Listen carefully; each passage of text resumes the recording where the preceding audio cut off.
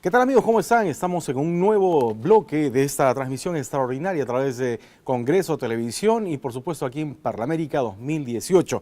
Ahora vamos a conversar con Teresa Lizárraga, ella es diputada federal de México.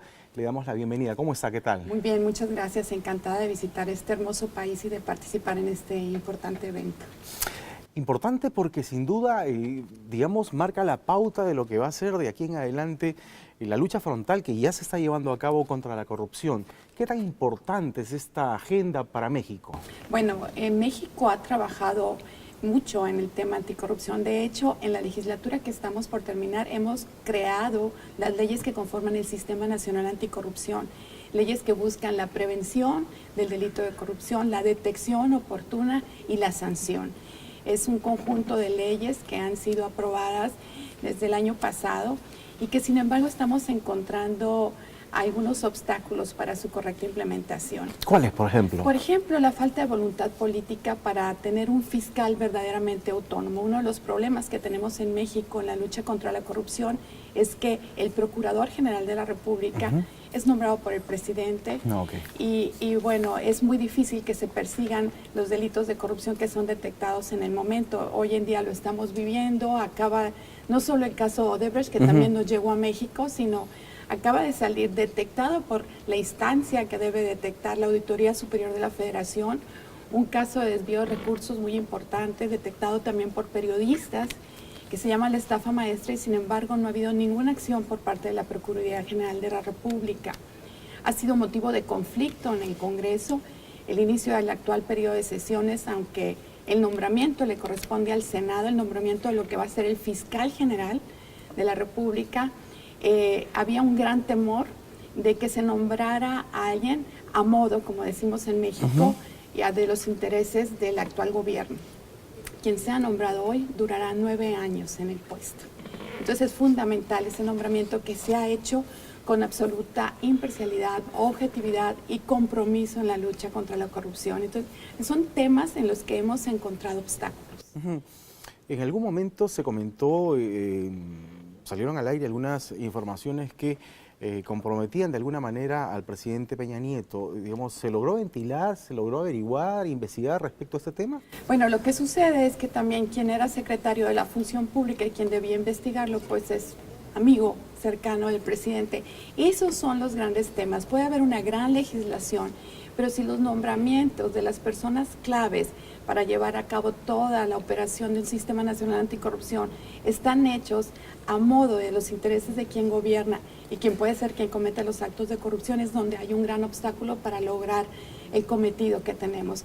Nosotros llamábamos a la intención de nombrar a alguien afín absolutamente al actual gobierno el fiscal carnal, es decir, el fiscal amigo. Ese fue el hashtag que utilizamos en la campaña para tratar de detener esta situación.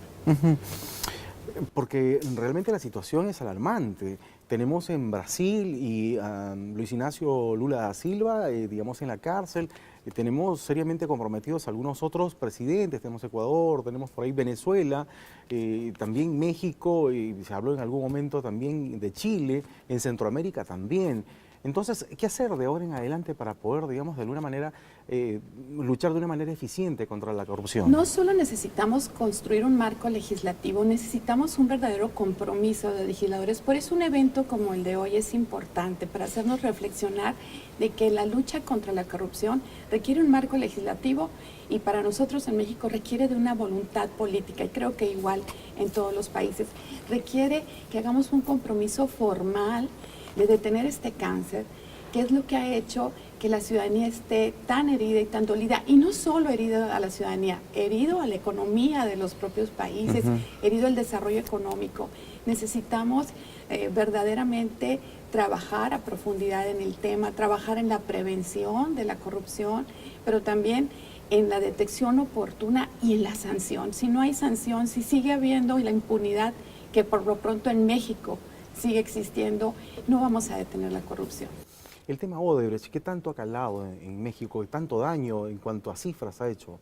a México? Bueno, ha sido muy importante, sobre todo por las declaraciones de los millones de dólares que se entregaron a altos funcionarios de Pemex, de Petróleos Mexicanos. Lamentablemente, y a pesar de que hemos hecho una exigencia todos los partidos de oposición para que se transparente toda la información respecto a los contratos y se revisen estos contratos, no hemos tenido esa información que queremos. Y adicionalmente, ha habido quien unas autoridades determinaron que no hay que investigar a quien era el director de Pemex, es decir, todavía sigue habiendo todo un blindaje. Un blindaje que nos hace sentir muy impotentes, porque vemos que en el resto de América Latina sí ha habido consecuencias para la corrupción de Odebrecht, en todos los países casi, y en México no ha sucedido nada. Muchos dicen trabajar con los niños, trabajar con los jóvenes, el tema de la lucha contra la corrupción, porque trabajar con nuestra generación, por llamarla de alguna manera, como que ya la tarea está perdida. ¿Qué opina usted? ¿Todavía estamos a tiempo? Estamos a tiempo, sí, de generar una cultura anticorrupción con los niños, sí, pero también podemos enderezar el camino con sanciones. Sí, debe haber un castigo a quien sea corrupto. Si no lo existe, va a seguir habiendo corrupción. Y también tiene que haber una voluntad por parte de la sociedad, es decir, forman dos partes de la corrupción. Quienes buscan ganar contratos sin ofrecer lo que realmente deben ofrecer, sino a cambio de pagar una cantidad de dinero a la oscuridad, a quienes son los tomadores de decisiones. También debe haber por parte de los empresarios, que son los que participan en las licitaciones públicas, por ejemplo, la voluntad de comprometerse con el país y de competir en las mejores condiciones de imparcialidad y de objetividad, ofreciendo lo mejor que le puedan ofrecer al gobierno, y que sea por esas cualidades que se les otorguen los contratos.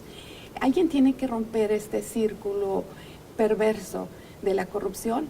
Y creo que tenemos que poner de las dos partes, quienes están en el gobierno, quienes estamos legislando y quienes forman parte de la sociedad. Afortunadamente sí tenemos organismos empresariales muy activos en el tema. Por lo que decía hace un momento, digamos, en lo que va el Parlaméricas 2018, lecciones aprendidas, ¿se lleva, digamos, algún tipo de lección en blanco y negro como para poder, digamos, aplicarla en México? ¿Se están sacando conclusiones importantes? Sí, sí, definitivamente se están sacando conclusiones importantes. En la mesa que está ahorita en curso, se está hablando de integridad en el Congreso, la integridad de los parlamentarios. Y nosotros en México tenemos un código de ética muy sencillo para los parlamentarios que no tiene sanciones. Y estaba escuchando la experiencia chilena, que está muy, muy interesante. Entonces, de eso nos sirve asistir a Parlaméricas. Por un lado, tenemos una hoja de ruta común que es aspiracional, a dónde tenemos que enfocar los esfuerzos cada país, los legisladores de cada país, para construir el mejor marco legal en el tema, por ejemplo, de corrupción. Pero también nos sirve para conocer las mejores prácticas que existen en distintos países y ver qué podemos hacer en el nuestro, cómo podemos avanzar. Para mí, por ejemplo, de lo recién que acabo de escuchar, me queda claro que nuestro código de ética se queda muy corto, que tiene que haber sanciones reales a los legisladores que no actuamos con el nivel de integridad que debemos ser. Decía muy claramente, no solo estamos obligados a cumplir la ley, por la alta responsabilidad que tenemos, debemos estar todavía con estándares mucho más altos en nuestro desempeño. Permítame robarle 2 minutos más. Simplemente quisiera saber si es que su percepción es que la legislación es muy endeble, de repente sanciones mucho más fuertes, más vigorosas contra la corrupción, o es que realmente no se cumple la que ya existe. No se cumple. Por ejemplo, en México, que ya tenemos un sistema nacional anticorrupción, no se le da suficiente presupuesto. Se le han dado muchas atribuciones a la Auditoría Superior de la Federación. Sin embargo, para lograr hacer todo el nivel de auditorías que le hemos asignado por ley, no le hemos dado el equiparable en presupuesto. Ese podría ser un obstáculo. El otro obstáculo, como les digo, la falta de compromiso. Los nombramientos más importantes del Sistema Nacional Anticorrupción tienen que pasar por el Senado de la República y es momento que no hay un acuerdo. Entonces, esa parte queda acéfala y no termina de concretarse. En México estamos avanzados en el marco legislativo, pero nos falta la voluntad política para que ese marco se operativice para el bien del país. Y la lucha tiene que ser transversal. Aquí no hay la sangre azul o ciudadanos de segunda clase o primera clase. Tiene que ser la ley para todos. Definitivamente, porque si no es la ley para todos, vamos a estar apagando el fuego en una parte y en otra parte se va a estar encendiendo. Debemos generar una cultura de legalidad, una cultura del bien actuar, y que eso sea lo que nos haga honrosos, no el tener una riqueza de un oscuro origen.